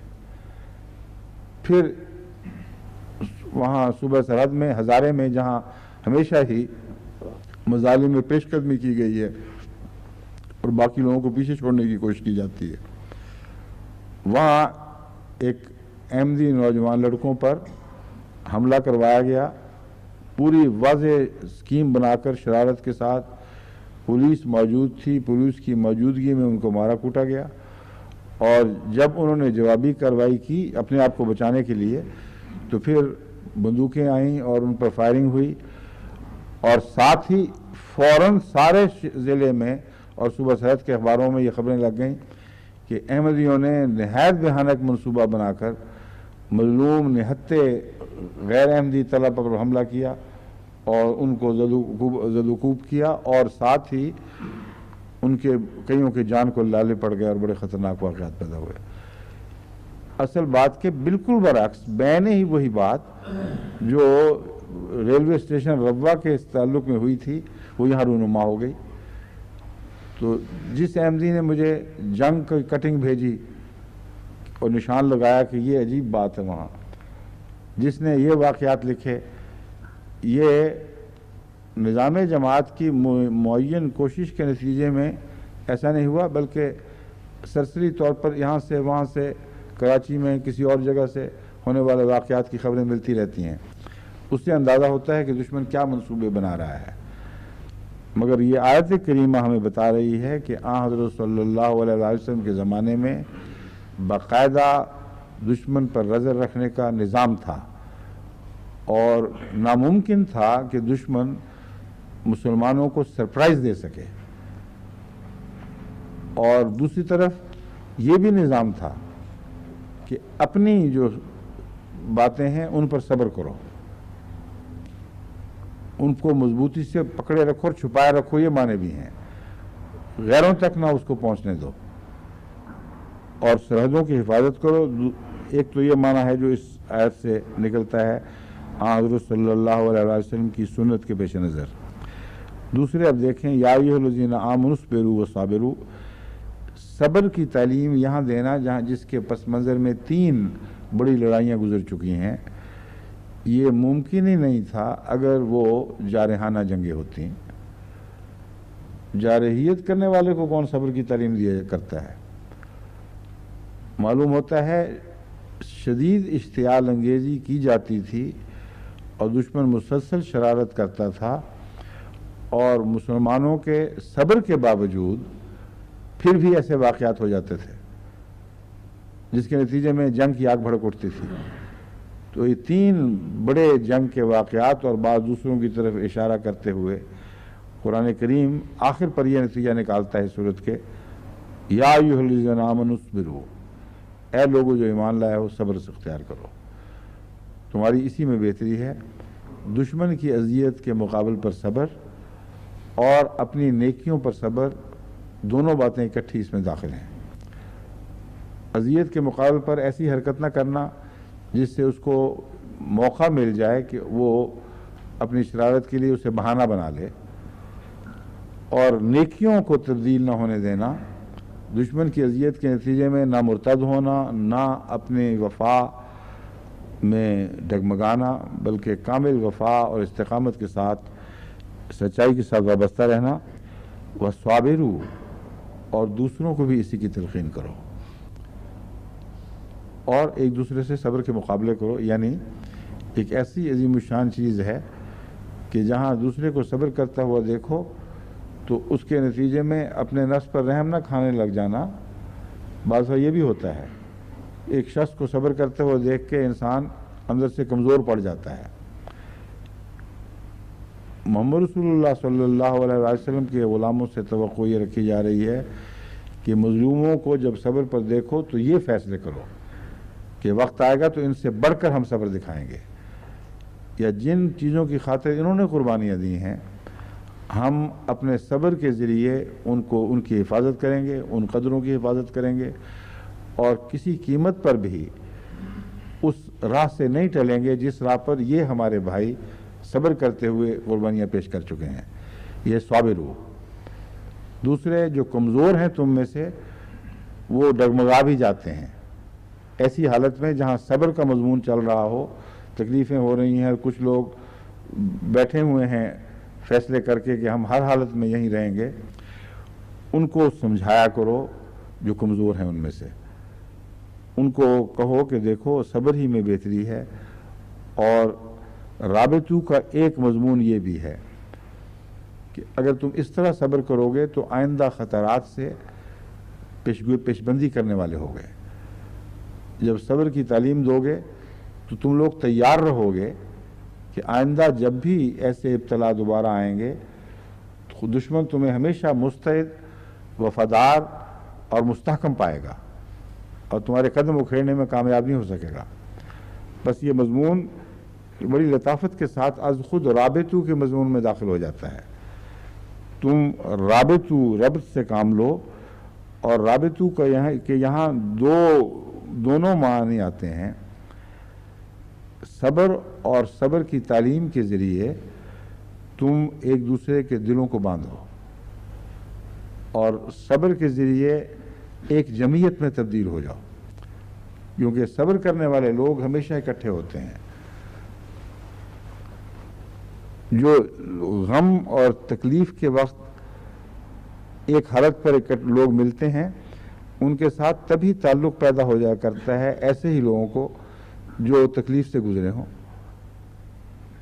جیسے کہتا ہے ایک شاعر کہ آندلیب مل کے کریں آہوزاریاں، تو ہائے گل پکار میں چلاؤں ہائے دل. کہ دونوں ہی زخم خوردہ ہیں، دونوں ہی مصیبت زدہ ہیں، ہم جانتے ہیں اور کہ دکھ کیا ہوتا ہے، ہم اکٹھے ہوتے ہیں. اور فیض بھی کہتا ہے، رقیب سے خطاب کرتا ہے، آ کے وابستہ ہیں اس حسن کی یادیں تجھ سے جس کی الفت میں بھلا رکھی تھی دنیا ہم نے. یہ ساری نظم یہی مضمون ہے. صابرو والا، کہ جس کے نتیجے میں رابطو کا مضمون از خود پیدا ہو جاتا ہے کہ ایک جیسے حالات سے گزرے ہو تو تم نے اکٹھے ہونا ہے اور ایک دوسرے کے غم بانٹنے کی کوشش کرو گے صبر کی تعلیم دے کر۔ اور قرآن کریم نے جو آخری زمانے کا حل بیان فرمایا ہے، آخری زمانے کے مسائل کا، وہ بھی یہی ہے، وَتَوَاصَوْا بِالْحَقِّ وَتَوَاصَوْا بِالصَّبْرِ۔ اور خوبصورتی یہ ہے کہ ایک دفعہ بالصبر ایک دفعہ استعمال کیا مگر دونوں معنی اکٹھے داخل کر دیے، وَتَوَاصَوْا بِالصَّبْرِ۔ نصیحت کرو گے تو صبر سے کرنا، کیونکہ نصیحت کرنے والے کو صبر کرنا ہی پڑتا ہے۔ اگر وہ صبر نہیں دکھائے گا تو نصیحت بیکار جائے گی۔ اس لیے اگر تم چاہتے ہو کہ تمہاری نصیحت اعلیٰ نتائج پیدا کرے تو چمٹے رہنا، چھوڑنا نہیں اس کو۔ وہی مضمون ہے فذکر ان نفعت الذکریٰ، نصیحت کرنی ہے تو اس طرح کرو کہ ضرور پھر وہ فائدہ پہنچائے۔ اور وتواصوا بالصبر، اور وہ صبر کی نصیحت بھی کرتے ہیں۔ صبر کے ساتھ نصیحت کرتے وقت نصیحت کے مضمون سے چمٹے رہتے ہیں اور صبر کی نصیحت کرتے چلے جاتے ہیں۔ وتواصوا بالصبر، اور خود صبر کا نمونہ دکھاتے ہیں، یعنی دو معنی بنے۔ پہلا معنی تو یہ ہوگا کہ وہ دوسروں کو صبر کی نصیحت کرتے ہیں تو نصیحت کرنے پر صبر اختیار کرتے ہیں۔ اور وتواصوا بالصبر کا دوسرا معنی یہ ہوگا کہ وہ نصیحت نہیں کرتے مگر ایسی حالت میں کہ خود وہ بہترین صبر کے نمونے دکھا رہے ہوتے ہیں۔ صبر ان کی نصیحت کو طاقت دیتا ہے، ان کی سچائی کو ظاہر کرتا ہے۔ بس یہ وہی مضمون ہے وَاصْبِرُوا وَصَابِرُوا میں، وَرَابِطُوا، اور اس کے نتیجے میں پھر دو باتیں ہیں۔ اول یہ کہ تمہارے آپس کے دلوں کے رابطے بڑھیں گے، تم اکٹھے ہو جاؤ گے، اور دوسرا یہ کہ دشمن کی سرحد پر ہمیشہ نگران رہو گے، کیونکہ رابطوں کا ایک معنی سرحدوں پر گھوڑے باندھنا بھی ہے، اور جب مفادات اکٹھے ہو گئے ہیں، خطرات ایک ہو گئے ہیں، تو پھر لازم ہے کہ آئندہ یاد رکھو، آئندہ یہ مصیبتیں نہ پڑیں، اس کی کوشش تم نے ضرور کرنی ہے۔ گویا صبر کا یہ مطلوب نہیں ہے کہ مصیبت کو قبول کر کے اس کے سامنے سر تسلیم خم کر دے۔ اس آیت سے صبر کا یہ مضمون نکلتا ہے کہ مصیبت کو ان معنوں میں قبول کرے کہ رضائے باری تعالیٰ کے سامنے سر تسلیم خم کر دے، اور اعلیٰ صفات جو اسے نصیب ہوئی ہیں، جن سے اسے متزلزل کرنے اور ہٹا دینے کے لیے کوشش کی جا رہی ہے اور تکلیف دی جا رہی ہے، وہ ان کو کسی قیمت پر نہ چھوڑے۔ یہ صبر کا مضمون بنے گا۔ اور یہ جو کیفیت ہے اکٹھے رہنا اور دکھ کو دیکھنا، اس کا یہ مطلب نہیں ہے کہ اس حالت کو اس طرح قبول کر لو کہ اس کو دور کرنے کی پرواہ نہ رہے۔ یہ ہرگز مطلب نہیں ہے کہ اس حالت کو اس طرح قبول کر لو کہ آئندہ بے شک ہوتا رہے، ہم تو صبر کریں گے۔ یہ ازالہ کرنے کی کوشش کرنا صبر کے منافی نہیں ہے۔ پہلے سے بڑھ کر مستعد ہو جانا، کیونکہ غموں کی حالت میں سے گزر کر پتہ چلتا ہے کہ غم کیا ہوتے ہیں، اس لیے ان کے ازالے پر مستعد ہونا ہے، نہ کہ ان پر بیٹھ رہنے کا یہ مطلب ہے کہ کہہ دو کہ بس یہ اب ہو گیا جو ہو گیا، اب ہمیں پرواہ کوئی نہیں، جو مرضی ہم سے کر لے۔ ہرگز یہ معنی نہیں ہے۔ رابطو کا لفظ اس معنی کو جھٹلا رہا ہے۔ وَاتَّقُوا اللَّهَ لَعَلَّكُمْ تُفْلِحُونَ، اور اللہ کا تقوی اختیار کرو تاکہ تم کامیاب ہو جاؤ۔ یہ ہے جنگی نقطہ نگاہ سے اس آیت کو آخر پر رکھنا۔ پہلے ابتلاؤں کا ذکر گزر چکا ہے اور بالآخر یاد کرایا جا رہا ہے کہ آئندہ بھی آئیں گے، اور آئندہ جو ابتلا آئیں گے ان سے جو سابقہ تھے ان سے سبق لینا اور مستعد رہنا اور آپس میں اکٹھے رہنا، اسی میں تمہاری نجات ہے۔ دوسرا یہ کہ تم جن نیکیوں پر صبر کیے ہوئے ہو ان کے پھر بھی امتحان آنے والے ہیں. کئی ابتلا ایسے آئیں گے بعد میں جہاں تمہیں نیکیوں سے ہٹانے کی کوشش کی جائے گی. بس نیکیوں کے مضمون پر بھی پوری وفا کے ساتھ قائم رہنا اور یہ نہ سمجھنا کہ وہ ابتلا کا زمانہ گزر کے پیچھے رہ گیا ہے. اب امام راغب صبر کے متعلق فرماتے ہیں صبر کے معنی عقل و شریعت دونوں یا ان میں سے کسی ایک کے تقاضا کے مطابق اپنے آپ کو روک رکھنا ہے. صبر ایک عام لفظ ہے جو مختلف مواقع کے لحاظ سے مختلف ناموں سے پکارا جاتا ہے. چنانچہ کسی مصیبت کے وقت نفس کو روک رکھنے کو بھی صبر کہتے ہیں اور چنانچہ کسی بھی مصیبت کے وقت یعنی صرف وہ دینی مراد نہیں ہے، کسی بھی مصیبت کے وقت نفس کو روک رکھنے کو بھی صبر کہتے ہیں اور روزہ کو بھی صبر کہتے ہیں. یعنی روزے کا ایک نام صبر بھی ہے. روزے کے دوران انسان بہت سی ایسی چیزوں سے اپنے آپ کو روکتا ہے جو عام حالات میں کرتا ہے اور وہ گناہ نہیں ہوتی. حلال جائز چیزیں ہیں ان سے بھی روکتا ہے. تو خاص موقع پر خاص اعلیٰ مقصد کے لیے اپنے آپ کو کسی چیز سے روک لینا یہ بھی صبر ہے.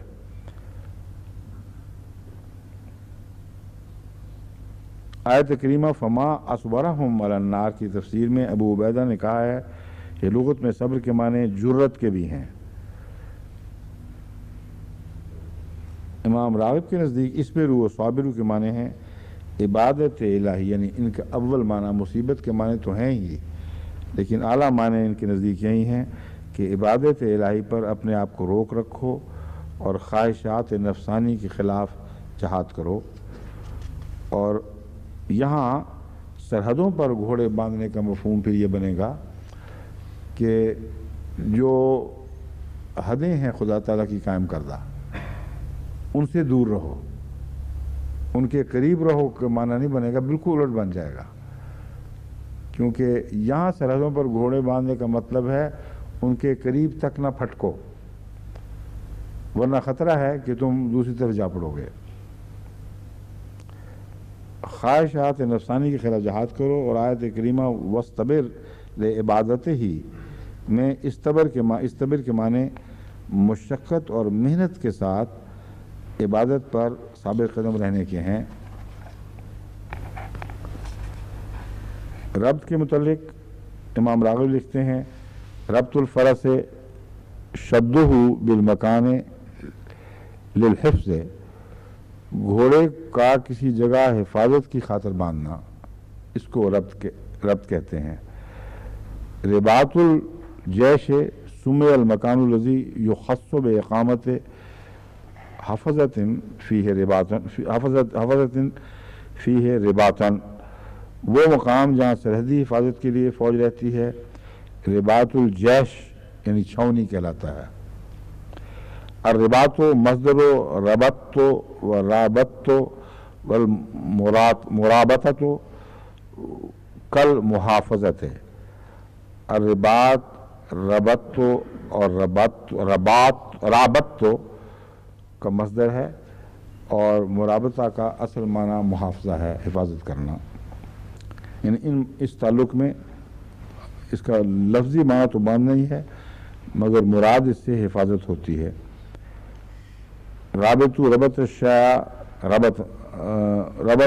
ربطن اوثقہ و شدہ، یہ باتیں سب گزر چکی ہیں، اس کی اب ضرورت نہیں.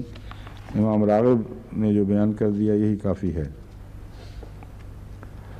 کسی اور لغت کے حوالے تو سب اکٹھے ہیں مگر کوئی ایسی چیز مجھے نظر نہیں آ رہی جس میں کوئی نئی بات بیان کی ہو سوائے اس کے کہ میں نے دل کی بات کا ذکر پہلے بھی کیا تھا، پڑھ چکا ہوں نا، وہ تو حوالہ دے چکا ہوں آپ کو، آیت کا حوالہ بھی ہے. ٹھیک ہے.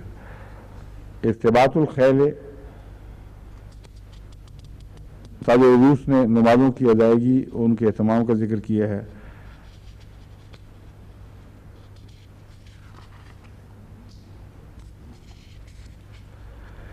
حضرت امام رازی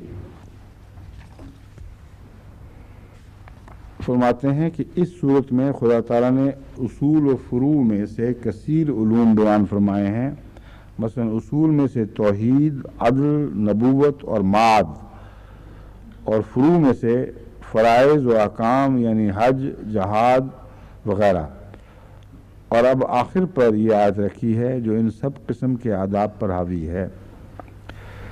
فرماتے ہیں کہ اس صورت میں خدا تعالیٰ نے جو مختلف بنیادی اور اصولی تعلیمات دی ہیں اور بعض تفصیلی تعلیمات دی ہیں، اس آیت کا آخر پر رکھنا یاد دہانی کروا رہا ہے کہ تم ان تعلیمات کی حفاظت کرنا اور ان پر صبر سے قائم رہنا، اور کسی وقت بھی شیطان تم پر حملہ نہ کر سکے۔ بس یہ لفظ شیطان تو انہوں نے استعمال نہیں کیا، مگر مراد یہی ہے، ظاہر بات ہے کہ ان معنوں میں اگر شیطان کو دشمن سمجھا جائے تو پھر رباط الخیل کا مطلب سرحدوں پر گھوڑے باندھنے کا یہ ہوگا کہ یہ کناروں کی بھی حفاظت کرنا، یعنی بدیاں جب داخل ہوتی ہیں تو ہلکے ہلکے وساوس کے ذریعے داخل ہوتی ہیں، سمجھتے ہو تم کہ کنارے کی چیز تھوڑی سی بھور کر کم ہوئی ہے، مگر جب تم نے ایک دفعہ شیطان کو داخل ہونے دیا تو خواہ وہ کنارے پر بھی داخل ہوگا، وہ اندر تک پھر سرایت کرتا چلا جائے گا۔ اور یہ مضمون وہ ہے جس کو ہم طب میں ہر روز اسی طرح برسر عمل دیکھتے ہیں، یہی کارروائی کرتے ہیں جراثیم۔ وہ لوگ جو سمجھتے ہیں کہ کیا فرق پڑتا ہے، تھوڑا سا چند جراثیم چلے گئے، لیکن ان کو یہ نہیں پتہ کہ جب اندر داخل ہو جائیں، اگر ان کو برج ہیڈ مل جائے، کسی ایک جگہ اڈا بنانے کا موقع مل جائے، پھر وہ مارا مار ارد گرد کا سارا علاقہ فتح کرتے کرتے آخر پھیپھڑوں، جگر، دل پہ قبضہ کر لیتے ہیں، دماغ کو معوف کر دیتے ہیں۔ تو رباط الخیل اس دنیاوی بیماریوں کے لحاظ سے حفظ ما تقدم کا مضمون پیش کرتا ہے۔ روحانی بیماریوں کے لحاظ سے یہ باریک نظر رکھنا کہ شیطان ہلکی ہلکی چھوٹی چھوٹی غلطیاں کروا کر تمہیں بڑی غلطیوں کی طرف مائل کرے گا۔ اگر تم متنبع نہیں رہو گے تو تمہاری سرحد محفوظ نہیں رہے گی۔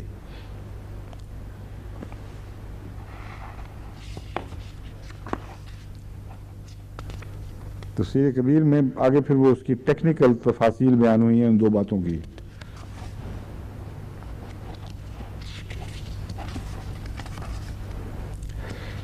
باقی فتح البیان میں بھی یہی کچھ ہے، ابتلاؤں پر صبر، فرائض کی ادائیگی پر، نواحی سے رکنے پر وغیرہ وغیرہ، یہ کوئی نیا مضمون نہیں، یہ سب چیزیں پہلے بیان ہو چکی ہیں۔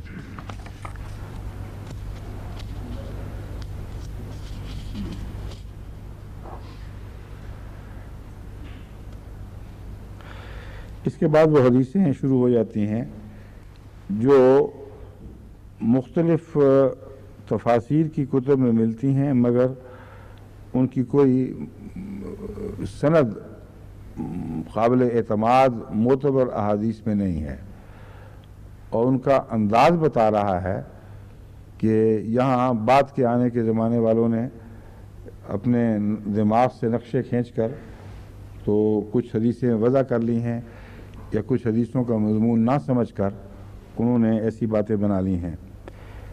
مثلا اگر کسی نے ایک رات گھوڑے باندھے تو اس کا ایک ماہ مسلسل روزے رکھنے اور عبادت کرنے کے برابر ثواب ہوگا۔ اب اس قسم کی گنتیاں یہ بعد کے زمانے کے شوق ہیں۔ صاف پتہ چلتا ہے کہ اولین کے زمانے کے بعد جو بیچ کا دور آیا ہے، تاریخ دور، اس زمانے میں بہت سی حدیثیں جو وضع ہوئی ہیں ان میں یہ گنتیاں، یہ حساب اس قسم کے آپ کو بہت ملیں گے۔ اور واقعہ یہ ہے کہ سرحد پر گھوڑا باندھنے کے متعلق یہ قدری حدیث موجود ہے کہ حضرت صلی اللہ علیہ وآلہ وسلم نے کبھی بھی سرحدوں پر گھوڑے نہیں بندھوائے۔ گھوڑے تو ان کے گھروں میں ہوا کرتے تھے، لیکن سرحدوں کی خاطر ہوتے تھے۔ تو یہ کہنا کہ کسی ایک رات کے لیے گھوڑا باندھا سرحد پہ جا کے تو ایک مہینے کے مسلسل روزوں اور عبادت کا ثواب مل جائے، یہ عجیب و غریب بات ہے۔